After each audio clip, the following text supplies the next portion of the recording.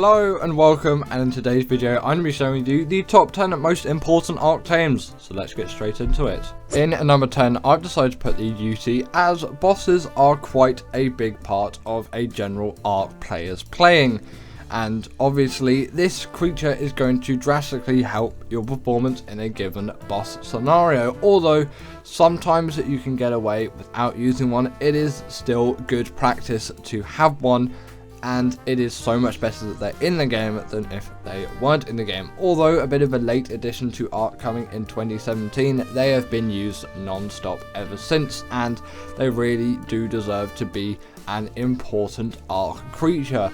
Obviously these creatures are going to be widely used by so many people, and when they do what they do, where you get, I think it's 25% damage reduction and 25% increased damage with that courage roll, it is just such an advantage to you. You really can't, not use it in a sense, because you just might as well. They're so easy to tame and to obtain, and the benefits you can get from them is just great. And if you're ever wondering what you're actually going to ride in a boss fight, just ride on a UT, and that's probably going to be a job, especially if you're playing on single player. Next up I've decided to put the Rex, as this has definitely been an important creature across Ark's life and history. Of course, you cannot really have Ark without the Rex, and although maybe, yes, it's not the most commonly used boss creature anymore, or most liked one, at least maybe from my perspective, because I don't really use these things a whole lot from my playing, is what I meant to say. Although people still use these things all the time, they really do deserve to make the list as a fantastic boss creature. Spinos are also quite important as well, but in terms of the scale between Rexes and Spinos and how they're used for boss fights, Rexes always take the win in terms of the importance of them, so hence why I'm putting them here instead, because they really do need to be on this list. Although maybe not the most important to me, they definitely are a very important Ark creature, and the game would definitely not be the same without them. It is a really good thing that they're in the game, because their health is great, their damage is great. Although yes, maybe their weight and stamina isn't something to be proud of, it still is going to carry you through those boss fights, as you're not going to be riding on these things anyway. Their stamina is literally infinite when you're not riding on them, and you're going to have a perfectly fine time with these creatures, as their health and damage is what you're going to need for those boss fights, especially the longer ones. Some other creatures do fall behind because of the lower health, whereas the Rex can still keep pushing through. Good example for that is the boss at the end of Genesis Part 1. It's quite a lengthy fight, and Rexes are one of the only good options for it. Next up we have got the Maywing, and this is really a cornerstone changing creature. It is an absolute game changer when this creature actually did release into the wild of Ark with Genesis Part 2. It is by far the best travel mount which you'll find out there. It just has so much speed, and its saddle is obtained at level 18, so there's really nothing which can be said negatively about this creature, apart from the fact it's a glider and not a flyer. But still, in low difference in elevation environments, you're going to not struggle whatsoever to still gain all of that speed. They're also pretty great swimmers as well, and their underwater flying, that doesn't make sense, underwater movement is actually pretty decent as well. You might not expect that from a creature like this, but it kind of does make sense when you consider them a sort of platypus type creature. They also do act as a portable feeding trough as well, with that slightly disturbing animation that we all know nowadays, and this is just useful if you're a breeder. It's going to feed all the creatures around it. They can also steal baby creatures from enemies too and carry 4 in their saddle, and they can gather berries as well, which is just a nice ability to have on top of it all. In number 7 I've decided to put the Pteranodon, as this, although maybe not as good as a flyer or a glider I should say as the Maywing, I would take the Maywing over the Pteranodon any day. This is more important in Ark than the Maywing, as it's often going to be the first flyer that you ever obtain, and it's been here since day 1, and we've been using these things basically for 9 years now, which is actually a little bit insane when you think about it. Also, I'm not sure if they did have that spin ability when they first released, or I didn't use it Either way, they have definitely progressed in a way, I'm pretty sure, over Ark's history and life. Obviously, you've got all the variants of Pteranodons as well, although I'm pretty sure all of them aren't tameable because you've just got the corrupted Pteranodons on extinction. That's besides the point. The Pteranodon has been and still is actually, don't know why I'm failing so much with this one, a really great and useful flyer for many players out there. The only real difficulty in obtaining one, at least for your first time, is the chitin and keratin required for the saddle. At least I've always struggled with that a little bit.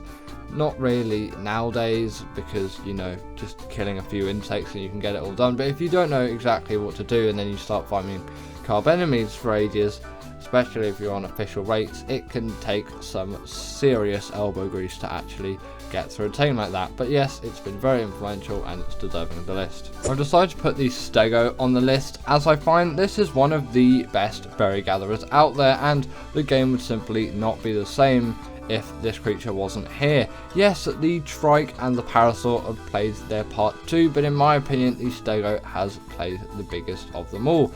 While being still a relatively easy creature to get, just being slightly harder than something like the Parasaur or the Trike. Obviously the Trike's harder than the Parasaur, it's kind of a progression system.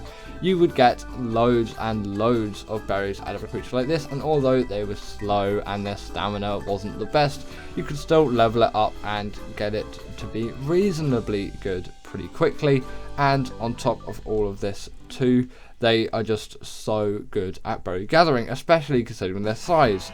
A Bronto may be better at gathering all of your berries in terms of volume of berries, but in terms of just general like taming to berry gathering ratio, or ease of taming to the amount of berries that you can actually obtain from a creature like this, it is insane. And obviously with the TLC as well, these are great turret soakers, so that is a really useful thing for PvP players as well. They just have so much versatility and they're so useful as berry gatherers, useful as obviously turret soakers. We all know the Stego, and at some point we're probably all going to tame the Stego, unless, you know, you barely play any Ark.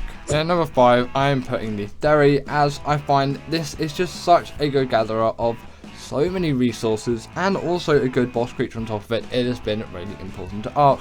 Again, you could say the Mostrops is a great gatherer of organic polymer and fibre. And yes, definitely for the organic poly, I do prefer the fibre gathering of the Theory, and arguably fibre is a much more important resource. Actually, not even arguably, it just simply is a much more important resource, and to have a creature that can gather it very well means that you don't have to go around using your hands on all of those bushes just to get yourself some fibre, because Ark definitely requires a lot of fibre, or having to craft a sickle and just go through loads of bushes. Still, with the sickle you can get quite a handful of fibre, but it's just much more fun to do with a creature like the Tickle Chicken. That's partly where its name comes from, because it kind of looks like it's tickling the grass, and it's got the, you know, it's got the long tickle fingers. They wouldn't tickle if they were actually in real life, they would probably just slice you to bits.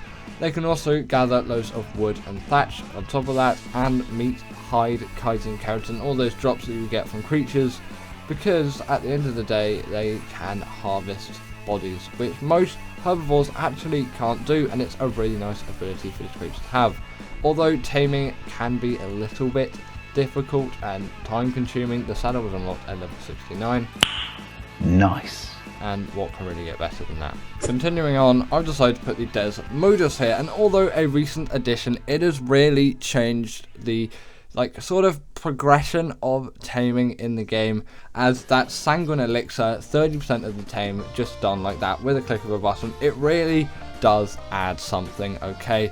That it just changes up the game dynamic for some difficult or longer tames. On top of this, it can also gather blood bags, which has been something which has been an absolute pain to do until the Desert Modus released. It is also just a very fast glider, and it can pick players off mounts with absolute ease in given PvP scenarios, so you really won't struggle whatsoever to you know, use this thing for PvP uses, because they are just goated at that in my own words. But also just for PvE, obviously that taming is insane. The blood bag gathering also makes them really good for taming bloodstalkers, and I love that creature.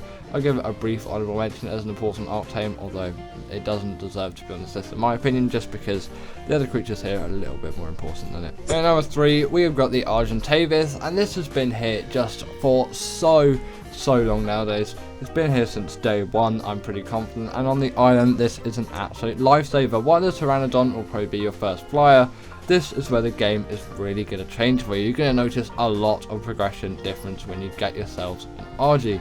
The weight and stamina difference between the Pteranodon and the RG is absolutely insane, especially considering their weight reduction on things like crystal, metal and obsidian. Don't know what crystal is. Guess I have to make a mod and make crystal now. Either way, these creatures are great for transporting all of those goods, and their saddle acts as a portable smithy too, especially if I'm doing caving, I find, and an Ark gets my armor and just completely destroys it. I like to do 3 caves in one go instead of just going back to my base, because my base is usually in the north and quite a lot of the caves are located in central and southern regions.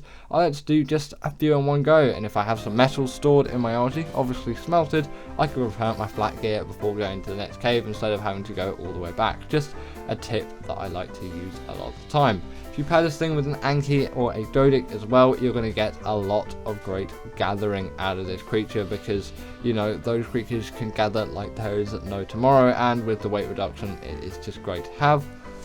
They can also carry 2 creatures as well. They can carry a small one in your beak, so if you want to bring your dodo along with your adventures, then you can. And the regen buff which they have when you kill something and eat it, it is very welcome. In number 2, I'm putting the baryonyx, as caving is arguably one of the most important parts of the Ark game.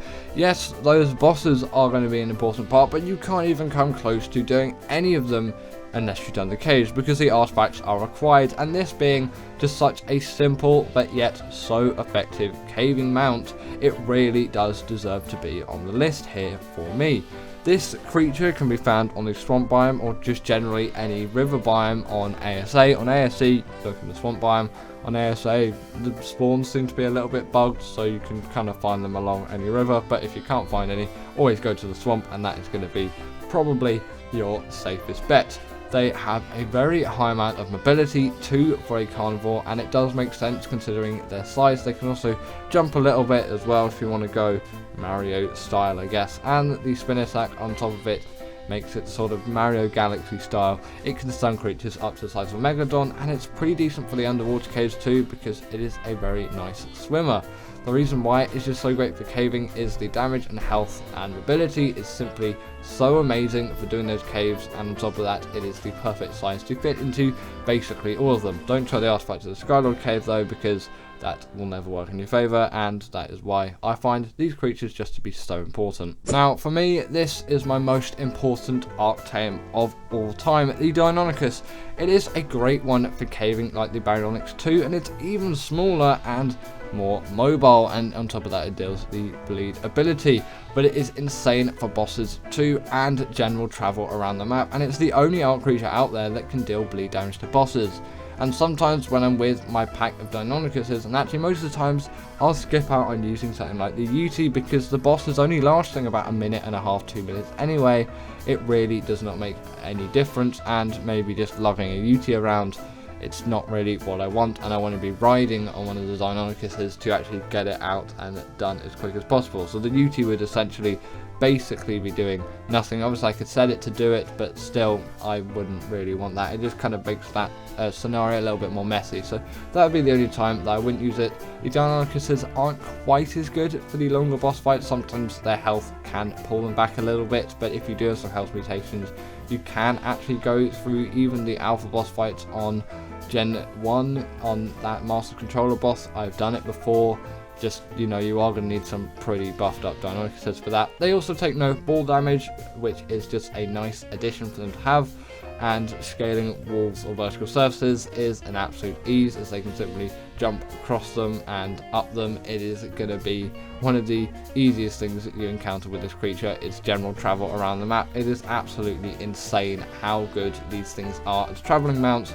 and they're just so good at such a wide variety of things. I really do need to put them in at the number 1 spot. The top 10 most common Ark Tames is in everyone really kind of has these creatures. In at number 10, I'm putting the Baryonyx, and for me this is just such a staple, and I do see a lot of PvE players alike. This is kind of PvE based as well. I'm not going to bother to do a PvP one because I have no idea what that space is like, and you know, I don't really want to get everything mixed up and a little bit wrong, because I really am not a you know, somewhat expert in that field, whereas I would say I'm pretty well versed in the PvE space, as I've been a PvE up player for a while. The Baryonyx is just the king of caving though. There is really little creatures that are actually best in this, and as considering it spawns on the island, it's got such great mobility, it's got that spin attack, so it can stun creatures up to the size of a Megalodon. This really is one of these creatures where it's sort of a must-have, and for that reason everyone kind of does have these things and just agrees that they're really good, and they use them for caving on the island. At least on other maps it may differ, but especially on the island you're going to find a lot of people taming these things. Next up, I've decided to put the Derry, the Tickle Chicken, with its saddle being unlocked at level 69. Nice. That's not the reason why it is here though. This is just one of the best berry gatherers in the game. The Moss Chops is a great one as well, but I find more people are taming Derries than Moss Chopses. And obviously these creatures are great for the dragon boss fight too, and you'll find a lot of people using these things for general combat scenarios. That's actually why they're a pretty decent SOTF creature when that was actually around, because I'm pretty sure on ASA, SOTF, that is completely all gone now. It's been replaced with Bob's Tall Tales. Rest in peace.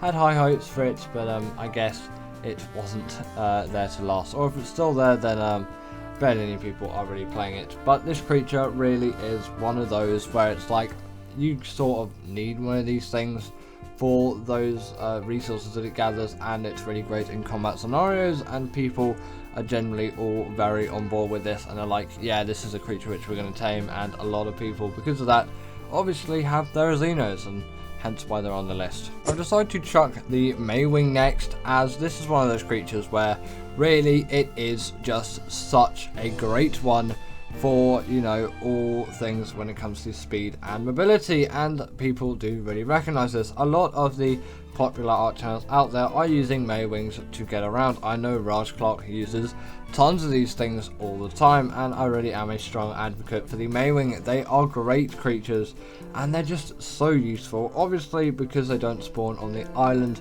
there's a lack of full use with all players, and people say to me, well, what do you mean by accessibility of a creature? You know, you buy the game, sure, you have everything.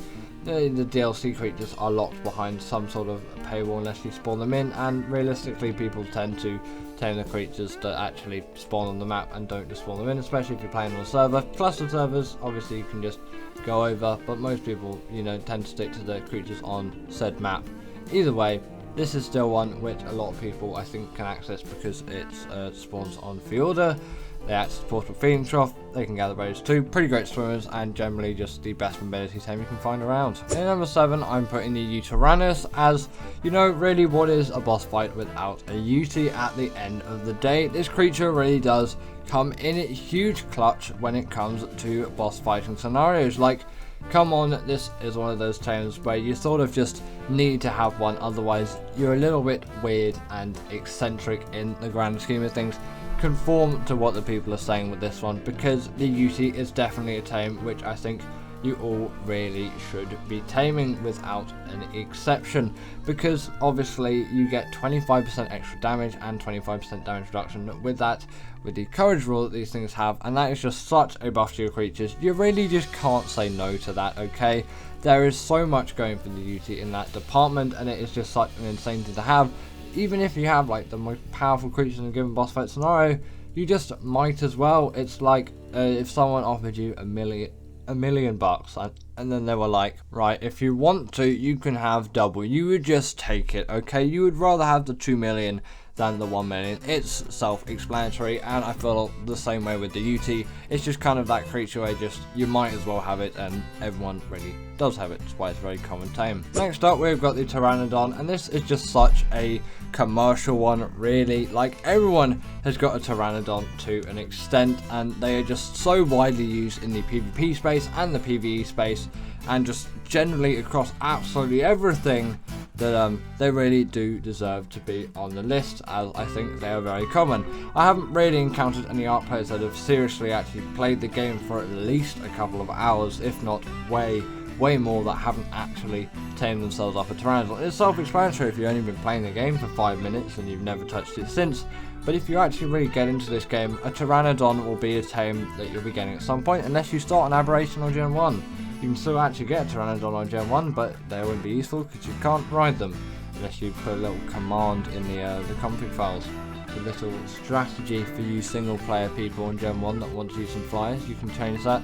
There'll be a guide somewhere, just look up like how to enable flyers on Genesis Part 1. That will show you everything. I did that actually on my single player worlds because I just felt like it, but then I just realised the Bloodstalker is just the way to go on that map, and it's so much better than Pteranodon anyway. But this is a much more common tame. The only real difficulty when getting one is going to be the chitin keratin required for that saddle. It can be a little bit of a drag, and some newer players especially can struggle a little bit with getting it, but after all, the actual taming of the thing is pretty simple, which is just a simple bowler and either club it or give it a few tranks. In number 5, I've decided to put the Thyla, as I find this is really one of those creatures where it's like, I think everyone is going to be getting one of these at some point. They're just so useful on a map like the islands. There's so much versatility behind them and all of that. I really feel like you sort of need to have one, and I see a lot of people with these things. Shadowmanes are also quite common and popular, but the Thyla is definitely further up there because obviously it spawns on the island, and actually from now on all the creatures do actually spawn on the island. It does make a big difference, okay, because most people are just playing on the island, really. I know there are loads of other maps out there, but realistically most people have played Ark on the island map. It is the map that is sort of the most popular. Yeah, Rag obviously has more sort of like players at one time and a lot of people just playing on that map, but the island overall has definitely had just more players on it, at least from the way that I view it, especially in single player. Maybe for servers it's a little bit different, and I'm sure the Ragnarok servers are more popular than the island servers, but with ASA stuff as well, the island's definitely been quite a popular one because it's been like the only one there until Scorched was just released, and obviously Spartal Slime as well. But you know, you have to pay for that one now, which you didn't have to originally because paid mods. Either way, the Thyla can also deal the bleed ability and climb any kind of wall vertical surface. It makes it a really great travelling mount, but also very powerful carnivore. Sadly, you can't bring it into any boss fights, but that's not strictly necessary. This is just really a great creature for travelling around and decimating anything you already feel like decimating. Continuing on, I've decided to put the Raptor, as I find, come on, a lot of people are going to have Raptors. It's one of those really early tames that you get, obviously, early on in the game, and it's just going to help you out tremendously along the way, and I feel like people are just the type to actually, you know, maybe buckle down and get themselves a Raptor quite early on, because they're really not too difficult. You simply bowl them and either trank or club it depending on what you want to do. This saddle unlocks before level 20, obviously tranks are level 21, but still there's not a big gap between that. Only Note Run can easily net you all the levels to get there in a matter of minutes, really. You'll find no difficulty getting to that level. I'm sure even on official rates, those note runs are going to make that process a much more of a breathe, let's say. And once tamed, you got yourself a really fast, speedy carnivore that is capable of doing quite a significant amount of damage. Their weight and stamina and health may not be what you want, but for your first carnivore, they are definitely going to work for you, and they're going to put in the effort. If you put in the efforts to maybe even tame a somewhat reasonably high level one in the first place, that's definitely going to help you out, and you definitely see the rewards of once you get one, your progress is going to skyrocket. In number 3, I'm putting the Stego, the Parasol and the Trike. I'm bundling them all together. Obviously I've only got the B-roll for the Stego here, but I'm talking about all 3 widely because they are just so heavily used as berry gatherers around the map, and people have reasons for using each of them. The Parasol is probably just the first one you're going to get because it is the easiest of the 3 to tame. The Trike is significantly faster than the Stego, so some people really like it for that reason, but I say the Stego is the most preferable one for me because I still have movement speed leveling on my creatures even in ASA, and they just gather so many berries, and if you level up the stamina to quite an extreme, you're really not going to find them the worst in the world, especially with the likes of cryopods and all of that too, you're not going to have the largest difficulty with getting these things about. At least I don't, and for you that may be different, but for me, I don't really struggle with the travelling around these creatures. I don't find that is too much of an issue just because of how many berries they seem to gather and the size of them, and just a huge versatility. For PvP players as well, these are great turret soakers.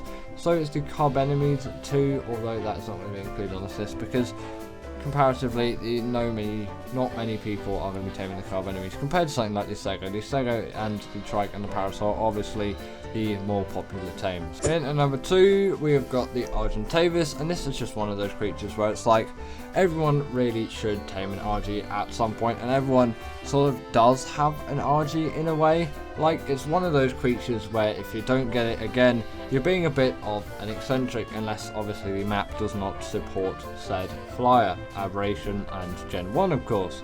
Whereas all the other maps, as far as I'm concerned, or at least all the other maps that are native to the game, will allow flyers. I'm not sure about modded maps, there'll probably be some others where flyers are again not allowed on the maps.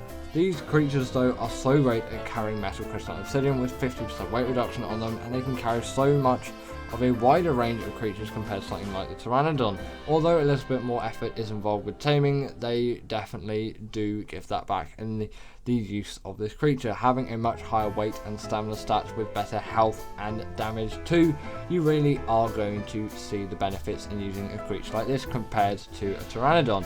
Also, on top of that, their saddle acts as portable smithy, which is really nice, especially if you're doing some cave runs and after Pluto gets your armor. If you've got some metal on the saddle of this thing, you can just nip over to the next cave while repairing your armor with no issues whatsoever.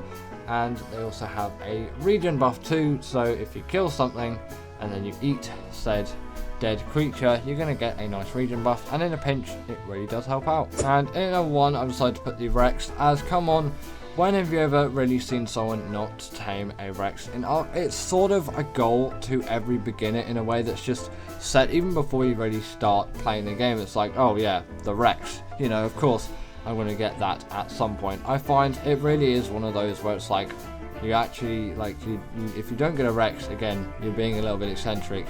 And if you do get a Rex, then you just follow the rest of the crowd and use these things as boss creatures and generally just carnivores around the map. Although their mobility does lack, that really doesn't matter when it comes to boss fighting. Their health is just so much better than a lot of carnivores that you'll find across the island. They really do deserve to be tamed widely for boss use, and when paired with the UT Courage Roar, you're going to get even more out of these creatures, and they really are the prime solution for all the maps on the island. While the Megatherium is better for the Broodmother because of that insect rage thing, and the Theri is better for the Dragon because of just how harsh it is to carnivores. As a general rule, the Rex is going to be great for any boss fight you throw it into. The only exceptions really are any kind of Broodmother fight, or any kind of Dragon fight, or any kind of Moda fights, which there is only one of. I'm saying with any kind of Broodmother or Dragon because they do appear in sometimes with combination of other creatures there, and maybe not quite the best for the Manticore, but you can still definitely use it. Obviously don't use it for the Moda, that's pretty self-explanatory though. You know, that thing is literally an underwater boss and all, and Rexes aren't particularly well known for swimming very well. And in a sort of number 0 spot, I've decided to put the Dodo because, after all, isn't this actually just the most common Ark tame of all? We spawn on a map, we punch out a Dodo, and we feed it some berries, and then boom, you've tamed yourself a Dodo. Yes, obviously, it can be used for simple kibble as well, and it's quite effective for that. I find, you know, a lot of people are just using this thing as just a first tame, and that's very acceptable, and it's a thing that just happens in Ark, I guess. You load into the game, and Dodo happens, and that's probably why I'm trying to put it actually in the top spot, which is, I'm going to call the number 0 spot, because number 1's already happened. But anyway, that is the end of today's video. I really hope that you all did enjoy, as I definitely did enjoy making this one. As always, comment down below what is the most common Ark tame in your opinion, and if you didn't agree with this list, then make sure to put your 10 in the comments below. I'd love to hear your thoughts, and I'll see you all later.